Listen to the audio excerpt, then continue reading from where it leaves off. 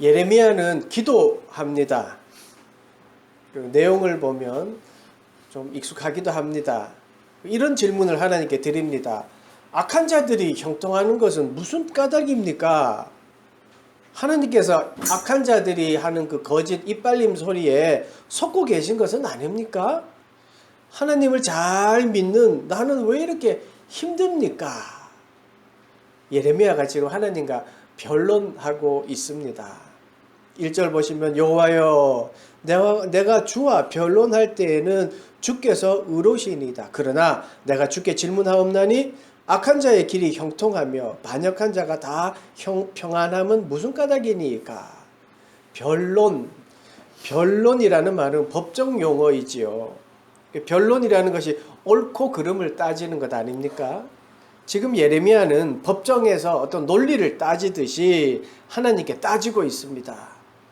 그 또한 논리의 이론이요 아주 정확합니다. 그러면서 하나님께 탄식하고 있습니다. 왜 악한 자들이 형통하고 반역한 자들이 오히려 평안하냐 하는 질문입니다. 공의로우신 하나님께서 왜 이렇게 그들을 가만히 내버려 두십니까? 하는 질문입니다. 예레미야 2절에서는 또 한 번 질문합니다. 주께서 그들을 심기심으로 그들이 뿌리가 박히고, 하나님이 그렇게 가만히 내버려 두니까 이렇게 더 잘 되는 거 아닙니까? 라고 하는 거예요. 그리고 보세요. 뿌리가 박히고 장성하여 열매를 맺었거늘 그들의 입은 주께 가까우나 그들의 마음은 머니이다. 하나님이 가만히 두니까 그들이 그곳에서 뿌리를 내리고 열매 맺는 일까지 생기는 거 아닙니까? 오히려 지들이 잘났다고 하고 있습니다. 이걸 지금 고발하고 있는 거예요.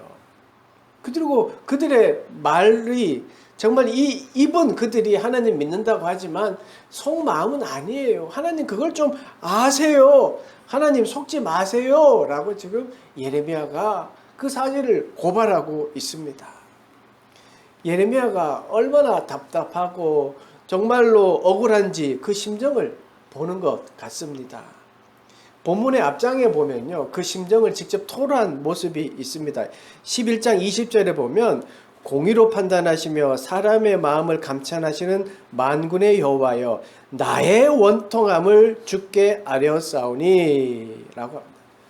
예레미야는 지금 원통합니다. 원통해요. 지금 되어지는 일들 때문에 너무 원통한 거예요. 자기는 하나님의 말씀대로 순종했고 또 하나님이 전하라고 한 것을 잘 전했는데 돌아온 것은 원통함밖에 없는 거예요. 복수하겠다고 덤벼드는 사람밖에 없는 거예요. 고향 사람들이라고 하는 사람들도 너 다시 예언하면 너 이제 죽여버린다 라고 하는 소리를 협박을 들었습니다. 얼마나 그 마음이 아프고 억울하고 원망스럽겠습니까? 그야말로 원통한 거예요. 예레미야는 분하고 억울하고 원망스럽습니다. 자신은 하나님께 순종하여 말씀을 전하고 있는데 정작 예레미야 자신에게 돌아온 것은 살해의 위협 그리고 악인들이 잘 되는 모습만 보게 되었습니다. 뭐 좀 시대 말로 미치고 발작 뛸 일이 일어난 거예요. 이게 정말 분이 나서 막 잠이 안 오는 상황이 된 것이죠. 그래서 예레미야는 그 선과 악을 구분해 주십시오 좀 라고 요청합니다. 3절 4절이 그 말씀이에요. 여호와여 주께서 나를 아시고 나를 보시며 내 마음이 주를 향하여 어떠함을 감찰하시오니. 이게 뭐예요? 하나님 내 마음 잘 아시죠? 내가 얼마나 순종했는지 아시죠? 그 다음 뭐라고 해요? 양을 잡으려고 끌어냄과 같이 그들을 끌어내시되 그들을 좀 매몰차게 좀 하라는 거예요. 그 다음에 죽일 날을 위하여 그들을 구별하옵소서. 4절 언제까지 이 땅이 슬퍼하며 온 지방의 채소가 마르리이까 짐승과 새들도 멸절하게 되었사오니 이는 이 땅 주민이 악하여 스스로 말하기를 그가 우리의 나중일을 보지 못하리라 하매니이다. 예레미야는 구별해 달라고 합니다. 권선징악이 실현되게 해달라고 하는 것이지요. 인과응보가 실현되는 세상이 될 수 있도록 좀 해주십시오 라고 고백하고 있습니다. 그러니까 옳고 그름에 대한 왜 하나님 옳고 그름을 똑바로 하지 않습니까? 라고 하는 질문입니다. 악을 내버려 두면 끝장날 것 같으니까 이제 주님 좀 구별해 주세요 라고 하는 하나님께 요청을 하고 있습니다.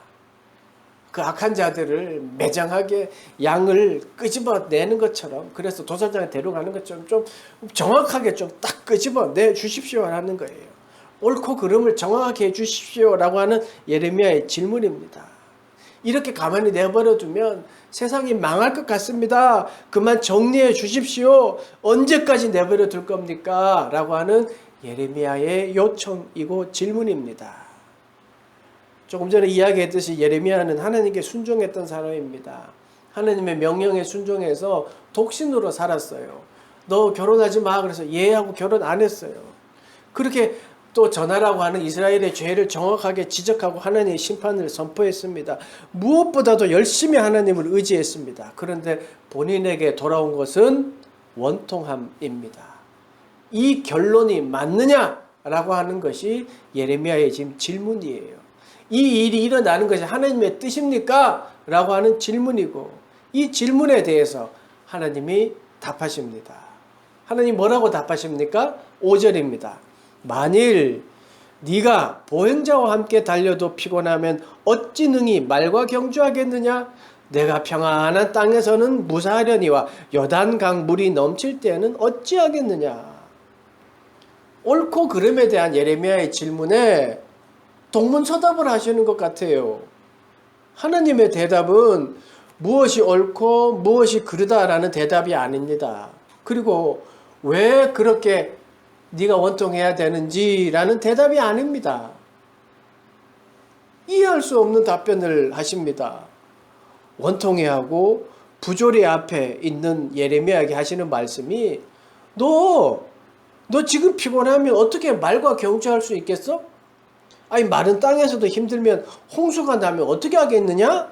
라는 질문이에요. 원통해서 탄원하고 있는 예레미야를 향해 하시는 하나님의 답변은 고개를 갸우뚱하게 합니다. 아니 힘들다 그럴 때 아니 너 힘들구나 힘내 내가 함께 해줄게 이렇게 하면 좋겠는데 그렇지 않으셨어요.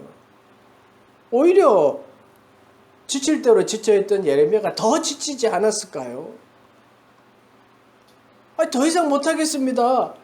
악인이 잘 되는 거 이제 못 보겠습니다. 라고 하는 자에게 하나님은 그럼 말하고는 어떻게 달릴래? 라고 하시는 거예요. 너 이래가지고 말과 경주할 수 있겠어? 원통해서 씩씩거리는 예레미야에게 너 요단강 넘쳐서 나면 너 어떻게 할래? 라고 하는 것이죠. 어쩌라는 겁니까? 여러분 도대체 어쩌라고 하시는 말씀입니까? 더 열심히 해 이 말씀입니까? 더 훈련해서 이겨내 이런 말씀입니까? 근데 6절 말씀을 보면요 약간의 힌트를 얻을 수 있습니다. 6절 내 형제와 아버지의 집이라도 너를 속이며 내 뒤에서 크게 외치나니 그들이 내게 좋은 말을 할지라도 너는 믿지 말지니라. 갑자기 형제와 아버지의 집도 의지하지 말라 하십니다. 여러분 척박한 세상에서요 그래도 허물 많은 나를 받아주고 있는 그대로 인정해 주는 것이 어디입니까? 가정입니다. 가족입니다. 그런데 그 가족을 의지하지 말라는 겁니다. 참 너무나 너무한다라는 생각이 들기도 합니다. 이 말과 아까 이야기했던 악인이 형통하는 것에 대한 질문과 도대체 무슨 관계가 있단 말입니까? 근데 가만히 생각해 보면 이 말씀 속에서 힌트를 얻을 수 있습니다. 이것은요, 하나님은요, 지금 예레미야의 믿음을 말씀하고 있는 겁니다. 하나님은 예레미야의 질문에 삶의 정답, 어떤 말씀하고 있는 것이 아니고요, 삶의 방향에 대해서 말씀하고 있는 거예요. 왜 이렇습니까? 그건 이거야 이게 아니라 너 정말 네 삶의 방향이 바르다고 생각해? 라는 질문이에요. 너 지금 나만 바라보고 있는 거 맞아? 라고 하는 질문하는 거예요. 옳고 그름에 대한 질문에 하나님은 진정으로 나를 의지하고 있니? 라고 질문에 답을 하고 있습니다. 여러분 그렇습니다. 하나님의 대답은요 지금 너 무엇을 바라보고 있느냐라고 하는 말씀입니다. 지금 너 무엇을 의지하고 있느냐라는 말씀입니다. 지금 내가 무엇을 믿고 있느냐라고 하는 거에 되물음입니다. 여러분, 지금 너 무엇을 바라보고 있니? 너 지금 무엇을 의지하고 있니? 이 말씀은 예레미야에게만 되묻는 질문 같지는 않습니다. 왜냐하면 지금 우리와 처해진 상황이 아주 비슷하기 때문입니다. 우리는 부조리를 많이 보고 불공정한 것을 많이 보고 있습니다. 그럴 때에 여러분 정말 우리가 바라보고 생각해야 될 것이 무엇인지를 생각해 보게 합니다. 지금 삶의 방향이 여러분 주님께 향해 있습니까? 지금 내가 가장 의지하고 믿는 것이 주님입니까? 우리는 늘 부조리한 일들, 정의롭지 않은 일들에 대해 불평합니다. 아니, 솔직히 나보다 못한 사람이 더 잘 되는 것에 대해서 분노합니다. 밤에 잠이 잘 안 올 정도로 분노합니다. 내가 제일 잘 되는 것이 최고 목적입니다. 내가 잘 됐으면 좋겠습니다. 그런 일에 관심을 갖고 집중해서 우리는 살아가고 있습니다. 예레미야가 왜 이렇게 부조리한 일이 일어납니까? 라는 예레미야의 탄식이 우리의 탄식인 이유입니다. 그런 이유에 대해 주님이 뭐라고 대답하십니까? 왜 나만 잘 되지 않습니까? 왜 저 사람이 더 잘 됩니까? 라는 질문에 주님이 하신 대답이 무엇입니까? 한 번 더 5절 말씀 읽어드립니다. 만일 네가 보행자와 함께 달려도 피곤하면 어찌 능히 말과 경주하겠느냐? 내가 평안한 땅에서는 무사하려니와 요단 강물이 넘칠 때는 어찌하겠느냐? 주님은 달리기 선수를 비유해서 탄식하는 예레미야에게 말씀하십니다. 너 지금 달리기 하다가 힘들다고 하면 너 어떻게 달리는 말하고 경주할 수 있을 것 같아? 이라고 질문입니다. 예레미야의 관심은 지금 악이 형통하는 것에 대한 탄식이고 내가 왜 이렇게 되었느냐에 대한 탄식인데 그렇게 목숨을 받고 있는데 하나님은 왜 달리는 사람을 비유하시면서 지금 설명하고 계실까요? 여러분 달리는 사람 한번 생각해 봅시다. 우리 경주 중에 달리는 건 마라톤이잖아요. 마라톤 하는 사람을 보면 41.195km를 달리면서 여러분 그 달리는 사람이 옆 사람과 아유 힘드시죠? 자 힘내세요. 아 이제 얼마 안 남았네요. 이렇게 말하는 사람 봤습니까? 저는 그런 사람 본 적 없습니다. 관중들에게 사인해 주면서 오셨네요. 이번에도 오셨네요 하고 막 옆에 가면서 사인해 주고 그렇게 달리는 사람도 저는 본 적이 없습니다. 달리는 사람은 결승점만 바라봅니다. 혼자서 묵묵히 달립니다. 그 터질 듯한 근육의 아픔을 견디면서 경주합니다. 그리고 달리는 사람은요, 혼자 달립니다. 철저하게 혼자 고독하게 달려갑니다. 여러분 믿음도 그렇지 않습니까? 예배하는 것도 그렇고 내가 믿는 것이지 내 옆에 사람 때문에 믿는 것은 아니지 않습니까? 여러분 교회 다니는 것이 유행이라서 믿는 사람은 없지 않습니까? 올해는 다니고 내년에는 이제 다른 종교를 믿어야지 이러지 않지 않습니까? 내가 결심하고 내가 믿는 겁니다. 그래서 히브리서 12장은요 믿는 자의 삶을 경주라고 이야기합니다. 히브리서 12장 1절에 보면 그러므로 우리에게 구름같이 둘러싼 허다한 증인들이 있으니 모든 무서운 것과 얽매이기 쉬운 죄를 벗어버리고 인내로서 우리 앞에 당한 경주를 하며 믿음의 주요 또 온전케 하시는 이인 예수를 바라보자. 그러니까 경주라는 거예요. 히브리서의 말씀처럼 우리는 믿음의 경주자입니다. 결승점인 하나님 나라를 바라보고 가는 믿음의 사람입니다. 예레미야에게 하나님이 달리는 자를 비유하신 이유가 여러분 예레미야에게 너 지금 이래서는 안 돼. 더 열심히 훈련해. 라고 하는 대답은 아닐 것입니다. 열심히 준비해. 라고 하는 말씀은 아닐 것입니다. 하나님은 세상의 부조리한 삶에 집중하고 그 삶 자체에 지금 바라보고 괴로워하는 예레미야에게 그것보다 더 중요한 것이 있다는 것을 알려주시기 위함입니다. 그 중요한 것이 무엇입니까? 부조리한 일들로 나의 마음을 아프게 하는 일들보다 더 중요한 거, 삶의 터전에서 억울함 때문에 눈물 흘리는 것보다 더 중요한 거, 악한 자들이 형통하고 거짓말하는 자들이 승승장구하고 그런 일들을 정죄해야 된다라고 결심하고 있는 그것보다 더 중요한 것, 그것은 바로 하나님을 바라보는 겁니다. 내 삶의 방향이 하나님을 향해 있는 겁니다. 그리고 그 사실을 예레미야에게 알려주셨고, 예레미야는 그 사실을 안 다음 그 뒤로는 불평하지 않아요. 그 길을 계속 갔습니다. 하나님만 바라보는 그 길을 중단하지 않고 그 길을 갔습니다.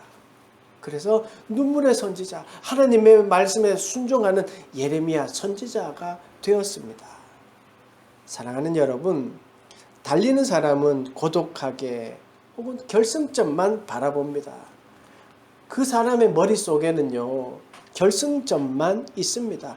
결승점에 도달하기 위하여 자기가 가지고 있는 에너지를 지금 어떻게 나눠 써야 할지 그것만 생각합니다. 그래서 결승점에 도달하게 되는 것이죠. 믿음의 경주는요, 하나님을 바라보는 겁니다. 내 주변에 지금 일어나는 일들, 그거를 무시하라는 것이 아니라 그것을 보고 기도로 승화하는 것이지요.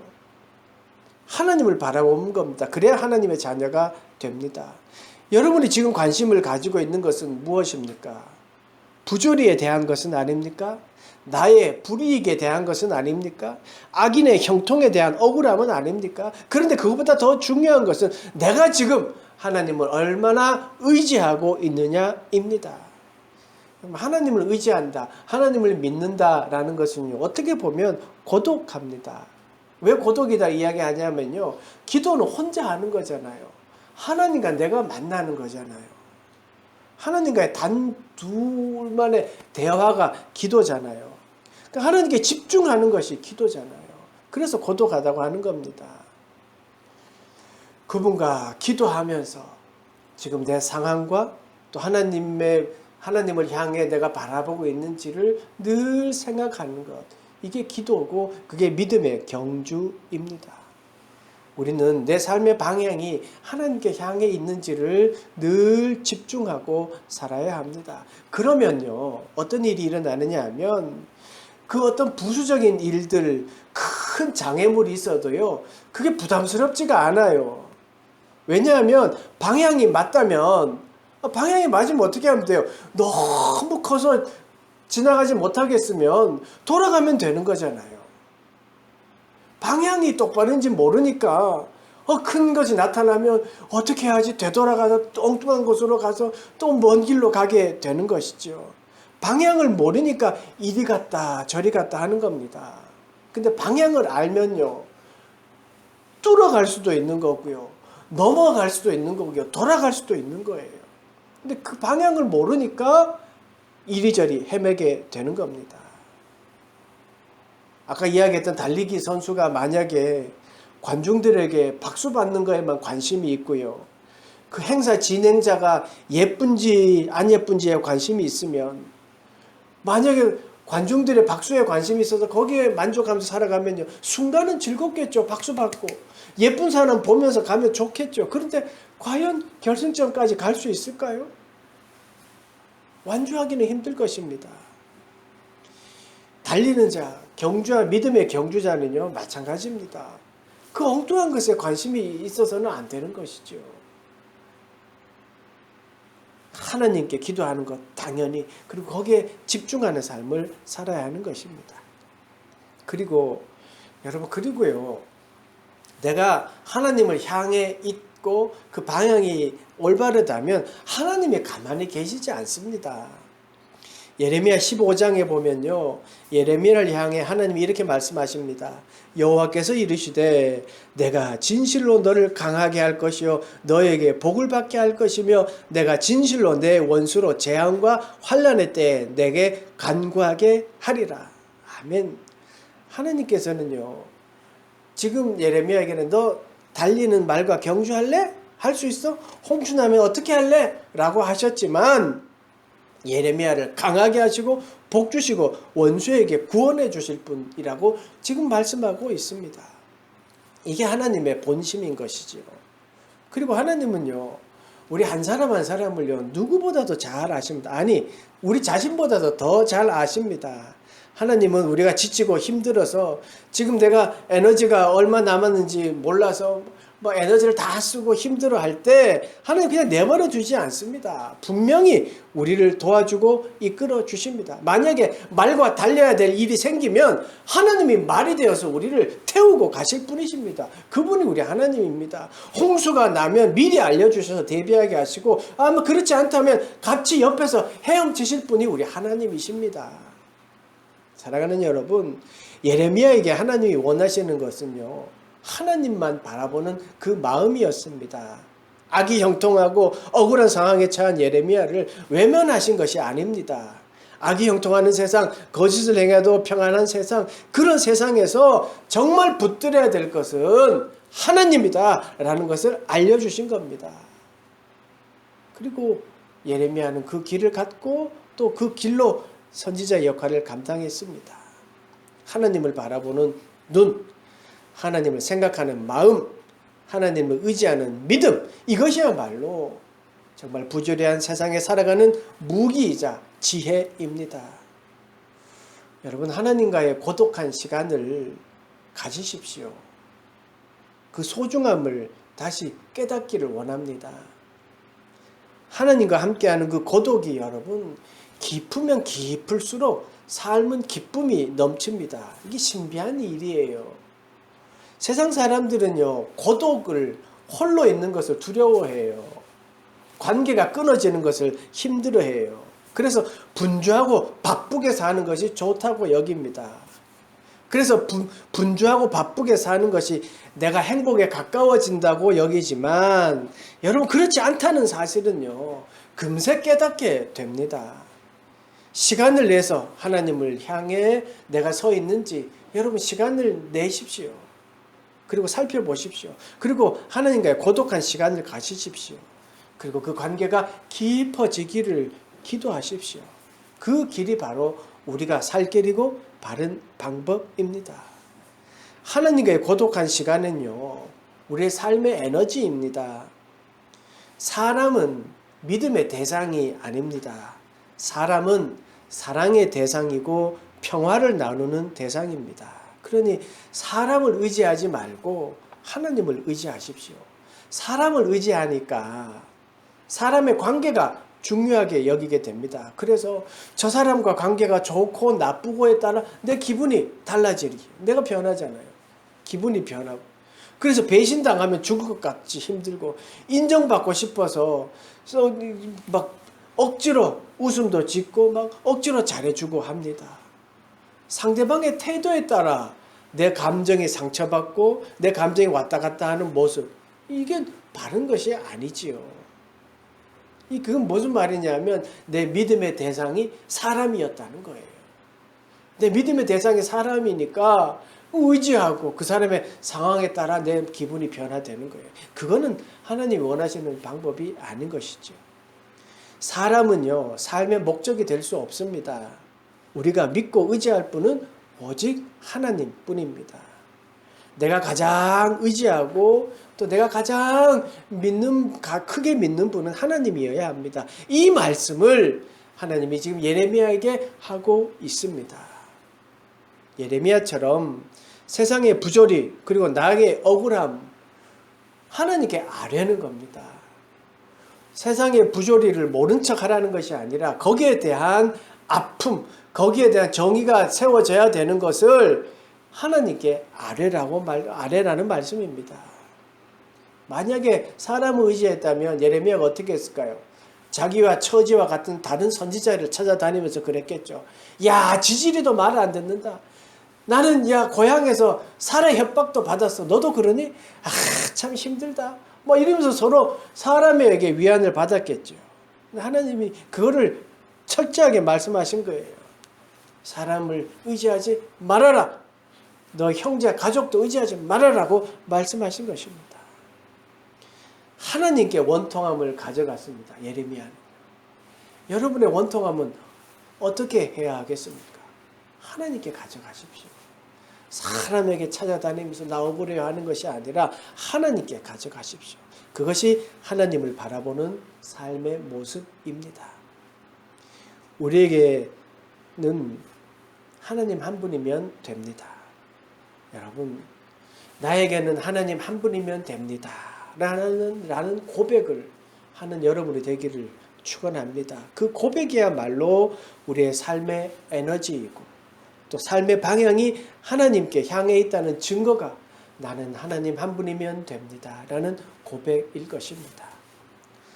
한 주간 살아가시면서 나는 하나님 한 분이면 됩니다. 라는 고백을 하며 살아가는 그런 여러분 되시기를 간절히 축원합니다. 기도하겠습니다.